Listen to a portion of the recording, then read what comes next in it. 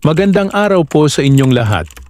Nais po naming ipaalam na ang vlog na ito ay para lamang sa aliw at libangan. Ang mga impormasyong inilalahad dito ay batay sa aming mga nalalaman at napag-aralan, ngunit hindi namin masasagot na lubos na tumpak ang lahat ng detalye. Ang mga opinyon na aming ibinahagi ay personal lamang at hindi sumasalamin sa pananaw ng ibang tao o organisasyon. For today's video, kilalanin natin ang mga artistang nakaaway o nakairingan ng kapuso primetime queen na si Marian Rivera. Una sa listahan si Antoinette Tos. Hindi naman lingid sa kaalaman ng lahat kung bakit nagkaroon ng alitan ng dalawang aktres.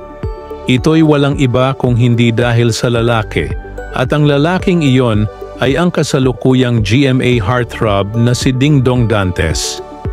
May relasyon sina Antoinette at Dingdong bago pumasok sa eksena si Marian, at si Antoinette ang isa sa nagreyna-reynahan noong araw sa GMA 7. Pangalawa sa listahan ay ang dating kapuso drama princess na si Karil.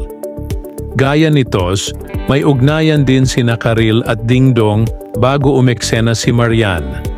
Nagkaroon ng matinding alitan ng dalawa ay iyon ang naging dahilan kung bakit nilayasan ni Karil ang GMA 7. Napakainit ng balitang ito noong araw at maraming fans ang tila nakisimpatya kay Karil. Sa ngayon, hindi pa din okay ang dalawa, ngunit makikita natin na pareho na silang masaya sa kanilang napangasawa.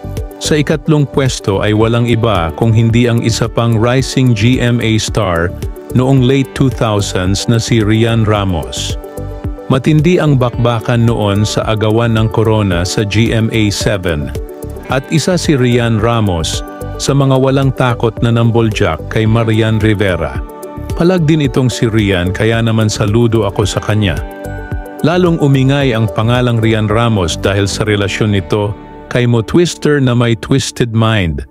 Isa pang aktres na walang takot supalpalin ang kamalditahan ni Marian Rivera ay ang isa pang maldita na si Heart Evangelista. Si Heart talaga ang isa sa aking childhood crushes dahil sa kanyang angking alindog.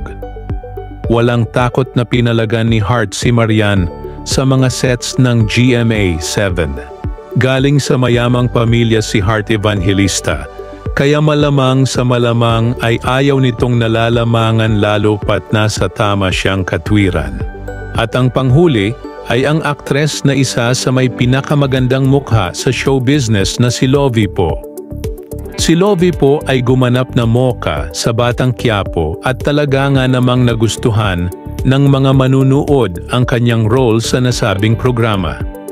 Sila ang mga artistang nakaboljakan ni Marian Rivera.